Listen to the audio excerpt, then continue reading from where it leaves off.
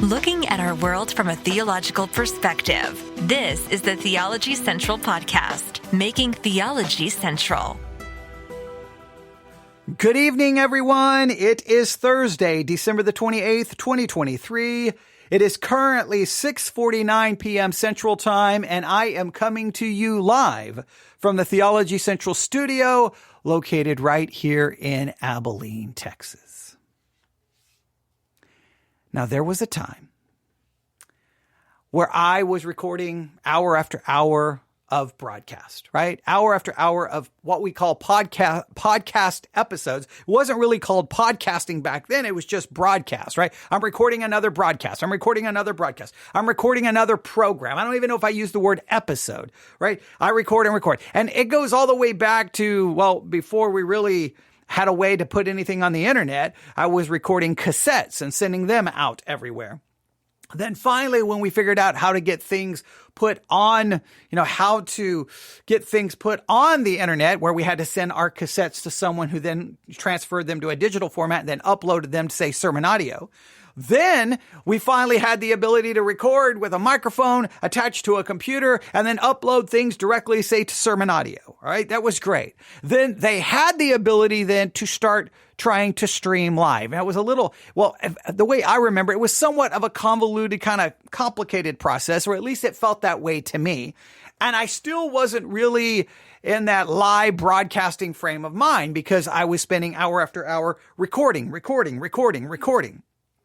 And the way I recorded proved to be very detrimental to me. It proved to be very, very, very detrimental to me because I would start and say, "Welcome, everyone. It is Thursday." And I'm like, I don't like the way I said welcome. I don't like the way I say Thursday. I would stop, delete, start over. "Good evening, everyone. It is Thursday." I don't like the way I said good evening. Stop, delete. And literally, no lie, 2-3 hours to record a 45-minute program.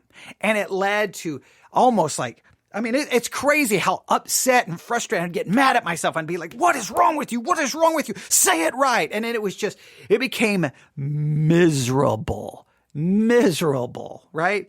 Miserable. So when I saw that, maybe I can now go live, in my mind, it never crossed. I didn't start thinking about, hey, this could be the solution. Instead of basically literally beating yourself because you hear every mistake you make. And what I was doing when I was recording, I was listening to what I just said in my mind instead of thinking about what I was about to say. But finally, they had this ability to go live, and I'm like, I'm going to try it. And you think about, I had only tried a few times and none of them went. I think some of them went pretty good. I never felt completely comfortable. There was a lot of trying to figure it out, and you're trying to figure it out live on the air. Some of them were just disastrous. But I remember one night I thought, oh, wow, I know what I'll do. A book, or I should say, volumes of books. This one book that's broken into multiple volumes, known as The Christian in Complete Armor, had always fascinated me. I loved it. I always wanted to do something with it, right? Like, how could I transfer this over to teaching? How could I transfer this over to preaching? Oh, I know what I'll do.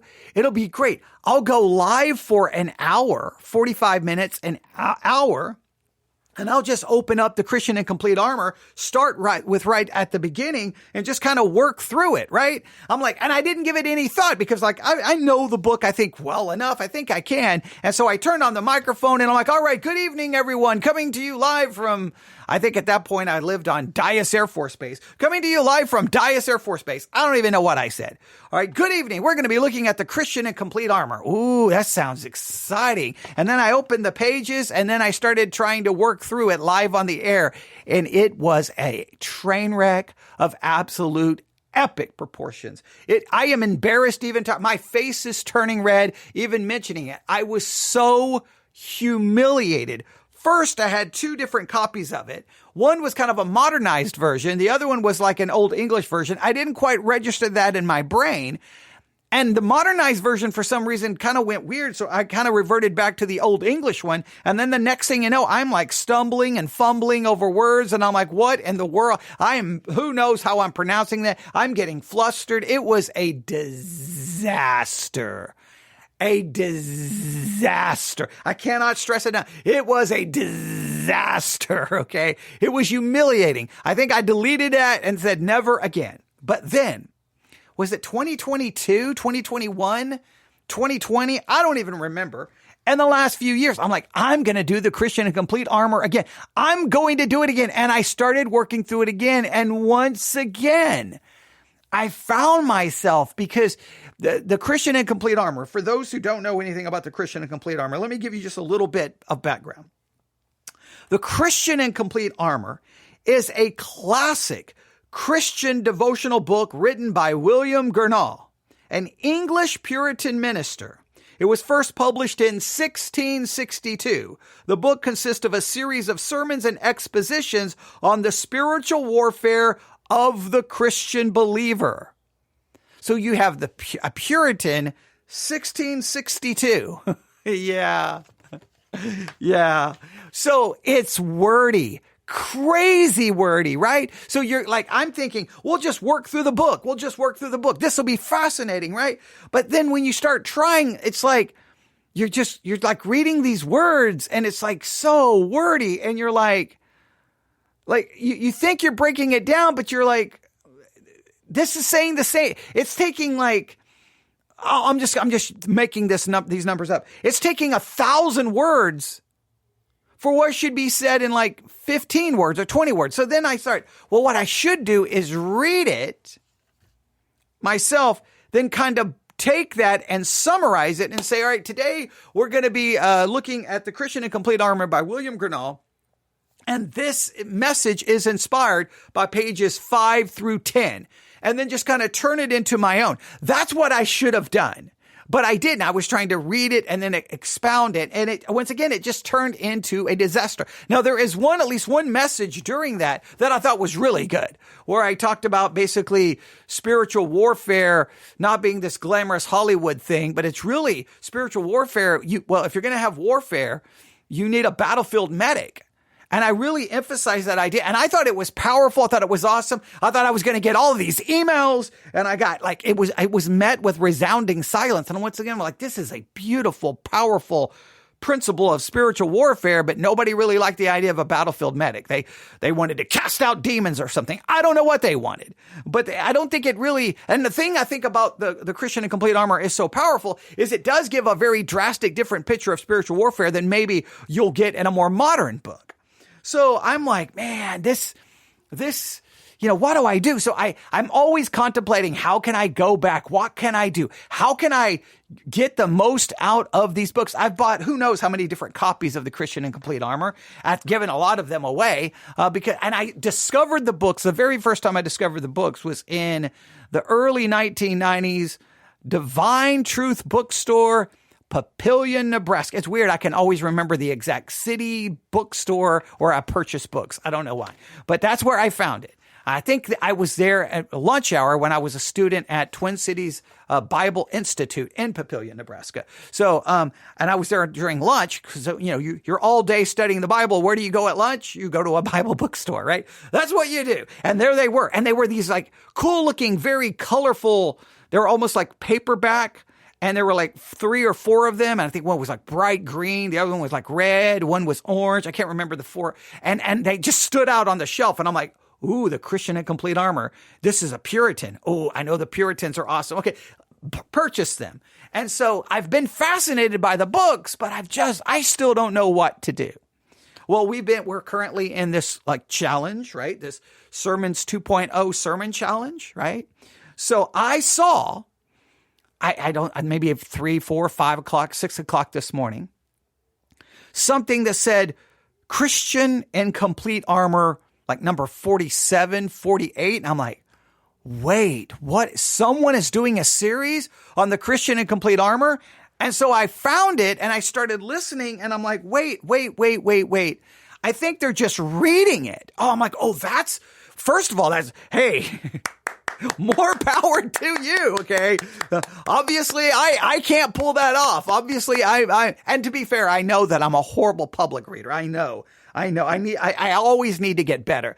I can read so fast when I'm reading to myself, but then when I start reading out loud, it's just, oh man, it's always a mess. So I'm like, congratulations. I'm like, wait a minute. Everyone needs to know about this because they could listen to, they probably never going to read 3-4 volumes, but they could listen to it while they commute or while they're doing something. I need to tell everyone about this. So I'm going to tell you about it. So before I do, let me give you again a little bit kind of a summary of the Christian in Complete Armor. As I've already told you, it's a classical devotional book written by William Gurnall, an English Puritan minister. It was first published in 1662. The book consists of a series of sermons and expositions, on the spiritual warfare of the Christian believer. The main principles of the Christian in Complete Armor revolve around the concept of spiritual warfare and the armor of God as described in Ephesians 6:10-18.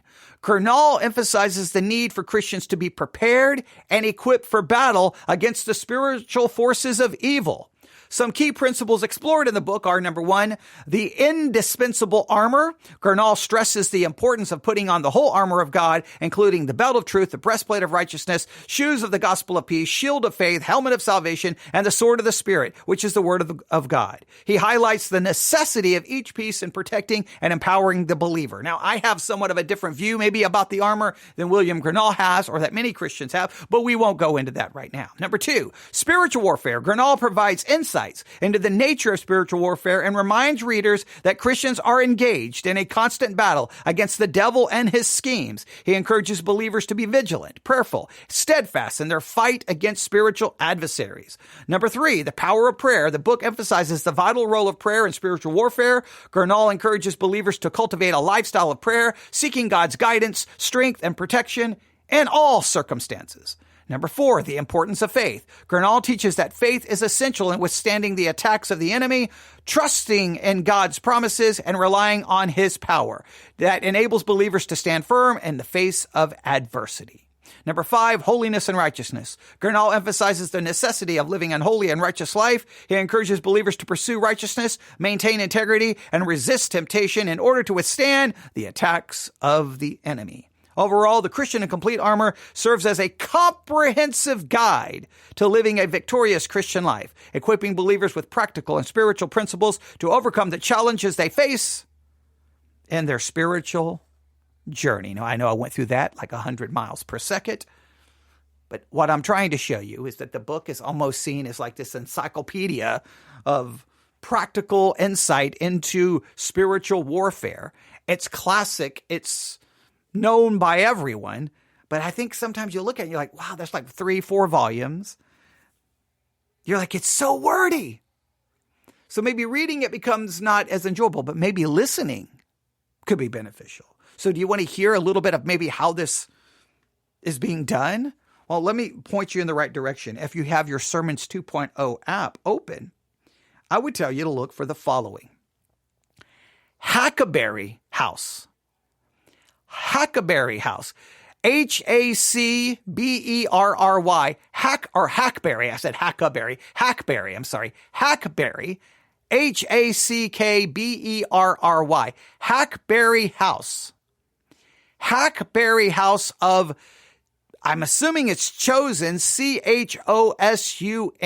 Hackberry House of C-H-O-S-U-N. If I'm saying any of that incorrect, please forgive me. I'm just trying to help people find you, okay? Hackberry, H-A-C-K-B-E-R-R-Y, House of Chosen, C-H-O-S-U-N. Hackberry House of Chosen. Once you find them on the Sermons 2.0 app, you can look down, and as you look down, you'll start seeing speakers, Bob Faulkner, C.H. Spurgeon, George Whitefield. You'll see recent sermons, the first one will be Christian in Complete Armor number 47. But we're going to skip that. You go down to recent series and you see that Gurnall, G-U-R-N-A-L-L, there's a recent series. You click on that. You scroll down and look what you find going all the way back to 2/6/23. The Christian in Complete armor. There you have it. So guess what? I grabbed number 1 because I haven't heard number 1. And we're going to just listen to a few minutes to see exactly what they're doing. And then hopefully you will follow them. You'll add them to your feed and you'll go back and listen to the Christian Incomplete Armor number 1, number 2, number 3, number 4, number 5, number 6, number 7, number 8, number 9, number 10. Whenever you have a little extra time, even if you don't make it through all of them, you'll at least if you have never spent much time in the Christian Incomplete Armor, you'll get a little insight to it, a little feel for it. And maybe they will accomplish something far greater. I had the idea. My idea was to read it, teach it, expound it, and just like turn it into years of study. I've not been able to accomplish that, which I got no problem acknowledging my own failures and my own mistakes. That's what you try. You have to try things, and sometimes they don't work out. And sometimes my ideas are much bigger than my ability to possibly pull them off. But that's not going to stop me from coming up with ideas. All right. But are you ready? Let's hear a little bit of this. I'm going to turn up the volume. Here we go. This is from, once again, I can say their name, Hackberry House of Chosen. Okay, that's I don't understand that name probably has some great significance that's not ringing a bell to me immediately. It probably is something in church history, I'm assuming, but I don't know. It's just I don't know. It's not ringing a bell for some reason. So maybe someone would explain it. I'm like, I should have known that, but okay. But for now, I just want you to go there. Once you find them, scroll down. You'll see recent series. You'll see the series Gurnall. And I don't have any artwork for their series. And then there's 47 sermons. Scroll all the way to the bottom. The Christian Incomplete Armor, number 1. Let's see how they started, I guess, this series on the Christian Incomplete Armor. It sounded something like this. Welcome to the Hackberry House of Chosun. My name is Bob, and I'm reading today from a Hackberry House of Chosun. Chosun. I'm saying chosen. Chosun. Okay, that makes more sense. All right, there we go. Let's continue. A book entitled The Christian Incomplete Armor by William Gurnall. Now, I know that you're wondering why I'm doing this again. Some of you have already read or listened to the other audios that I put out about William Gurnall's book. But I noticed that it was getting a little difficult reading. It's in the older style, and what they've done is they've created a modernized abridgment of this Puritan classic. William Gurnall was that English Bible scholar and pastor who died in 1679. I'm going to tell you a little about him. I'm going to read the preface. I'm going to do all the... That is absolutely gold. He had another series where it became difficult to read. Do you think that I found it difficult to read by even getting, I don't even know, just a few chapters in. At some point you're like, oh, this is so wordy. You're saying you're using 9,000 words to say literally one thing. It's so redundant and just like times you're just like maddening. Now he probably did not have the problem reading it like I had, because some of us was like, I don't even know what word this is. How am I supposed to say it?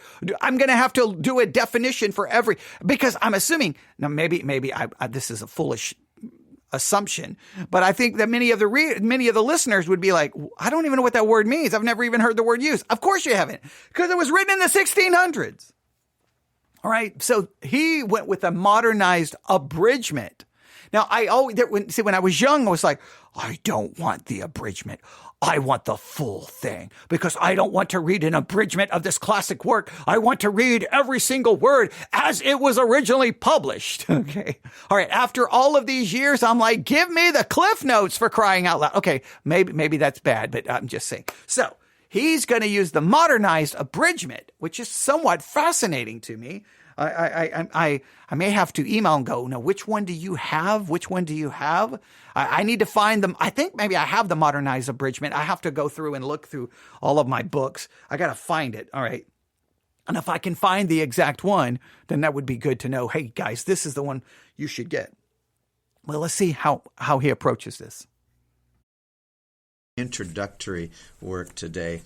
If you're not sold on this book yet, Gurnall's work, said Spurgeon, is peerless and priceless. Every line is full of wisdom. Every sentence is suggestive, the best thought breeder in all our library. J.C. Ryle said, "You really marvel how so much thought could be got into so few words." John Newton said, "If I might read only one book beside the Bible, I would choose The Christian in Complete Armor." This is a classic, and we need to get a hold of it. I'm sure that some of you have already read it or heard it before. Let me read the preface that was written actually by David Wilkerson. You may know that name. He said, "Leonard Ravenhill," that's another name I think you know, "a very godly friend, gave me a copy of Christian in Complete Armor with the solemn words, 'This book is going to revolutionize your life.'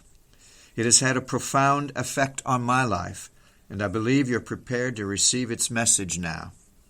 Well, at first I put the book aside. It was too long, too wordy, and written in 17th century English. Out of curiosity, I scanned the first 25 pages, and that's all it took to bring me to my knees. Gurnall, the pious Puritan, had touched something deep within me. His were such probing, scorching, searing words that they shook my inner man. I devoured the entire book with great zeal. I immediately ordered additional copies to give to minister friends. I thought that they too would become as excited about the work as I am. But I soon discovered that few ministers would or could take the time to mine the precious gold within its 1,200 pages. Others complained they could not understand Gurnall's Puritan language. And that is so true. Anytime I try to get people into the book, it was the same thing. 1,200 pages? Are you out of your mind? And have you tried reading this thing? But I do believe if you do the work to mine from it, there is this great treasure. And I've always wanted to find a way. How could I be the one that goes down into the mine, pull out the treasure and say, hey, it's right here. And I've yet to be successful in doing so. I have yet to be able to figure that out. That's my own failure. That's not on anybody. That's just me. But the treasure is there. Someone's just got to be willing to mine it. They got to be willing to work and put forth the effort. Let's listen to just a little bit more of this. All I want to do is just send you there. Again, on the Sermons 2.0 app, look for the Hackberry House of Chosun. Is that how he says it? Chosun, I think is how he says it. The Hackberry House, that's all you really need, Hackberry House. And then look for the series Gurnall, and then you'll see 47 sermons. By this point, you should have already found it, all right? So I'm going to see if you can't find it, let me know. If you don't, Sermons 2.0 app, if someone's brand new is listening, because we broadcast on all kinds of platforms, go to your Google Play Store, the Apple App Store, look for Sermons 2.0, download the app today. It's part of our Sermons 2.0 app sermon challenge for 2023. All right. So, all right, you do that. Let's listen to a little bit more. I'm going to be looking on my Kindle because I think I have a copy of the Christian in Complete Armor. I just don't know which one I have. I'm going to see if I can find it as we're listening. Well, because the book and its message is so important, we prayerfully decided to find the best editorial staff we could put together to produce a shortened version in modern English. We were most excited about the results. Our editors were able to retain the meat of his message and the best of Gurnall's illustrations. We believe that as Christian in Complete Armor is such an important book, it should be published in a shortened, modern version for wider acceptance.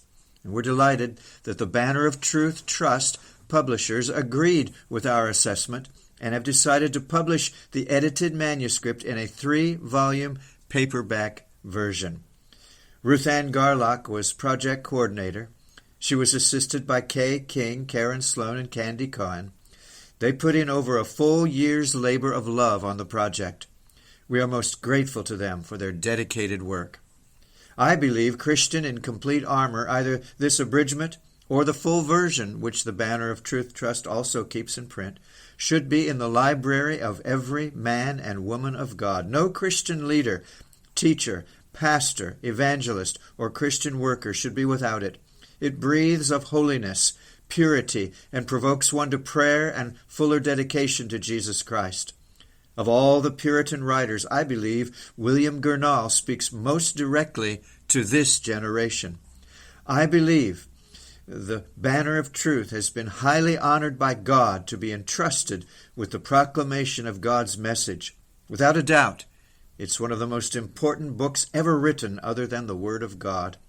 I will forever bless the day that it was placed in my hands. Again, that's from David Wilkerson, author of The Cross and the Switchblade. Well, the original book has a biographical sketch of the author. It's long and difficult, but they've shortened that also. So please listen to that, if you will. Let's learn about who this author was before we read his words. William Gurnall, author of The Christian in Complete Armor, is a man whose name seldom appears in accounts of 17th century church history. Yet his enduring work on spiritual warfare has appeared in numerous editions spanning more than 300 years and has blessed untold thousands of Christians since its first publication. Research reveals that he was born in November 1616 in the coastal town of Lynn, Lynn, county of Norfolk, about 100 miles north of London. His father was first an alderman, that's a town council member. And we'll stop right there, because the goal is to get you to go listen to that, right? The goal is to get you to listen to that. I think it's awesome. Like there's a part of me is like, if he does the reading, I could do the exposition and the expounding and the like maybe could I put these two worlds together? I don't know. I don't know. He does the reading. I don't know. But yes, I do. I did find, and I think this is the one. But I found one on Amazon.com, The Christian in Complete Armor, paperback, abridged, June 1st, 1990. And it's basically, length is it's 3-volume paperback set. It's a modernized abridgment of the Puritan classic. I don't know if it's the one put out by, Banner of Truth. I don't think it tells me here. Does it tell me here? Yeah, Banner of Truth. So there it is. I found it. I'm going to save it. You can purchase it for, I think I have this. I think I have this physical copy of this somewhere. You can pay, I'm assuming it's 3 volumes for $32. For $32. There you have it.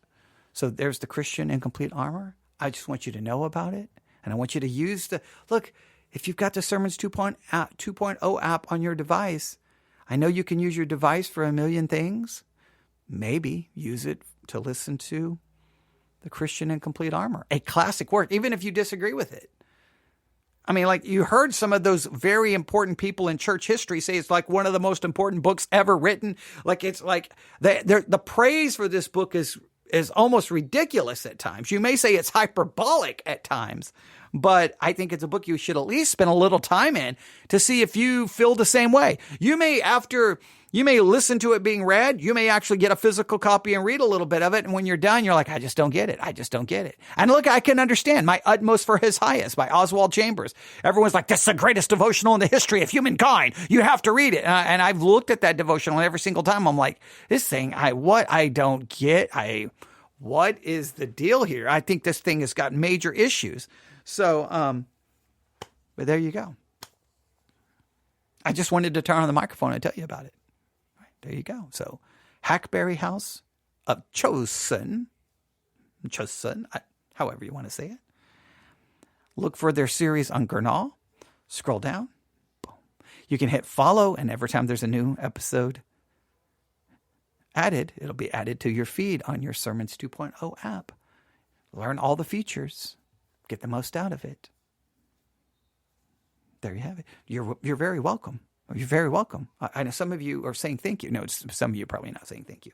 But go listen to it. And yeah, it's a book definitely worth putting on that list of and I'm not even thinking it's one like I'm just got to sit down and read it all. I think it's something you just take and read bits of it and just try to mine the treasure found within it. But there you have it. I'm going downstairs now and get my food out of the oven. All right. Thank you so very much for listening. Hope this will be beneficial. You can always contact me at newsif@yahoo.com. That's newsif@yahoo.com. Oh, I did look on my Kindle. I have multiple versions of The Christian in Complete Armor, but again, they're all absolutely the full thing, not an abridgment. I went with the full thing, and maybe that's where I run into so many problems, because I was convinced I have to do the full thing. But it seems like anyone who's ever dealt with it at least acknowledges to some level, like, man, this is, I don't know. But you pick the one you want and you work on it and you let me know. All right. Thanks for listening. Everyone have a wonderful night. God bless.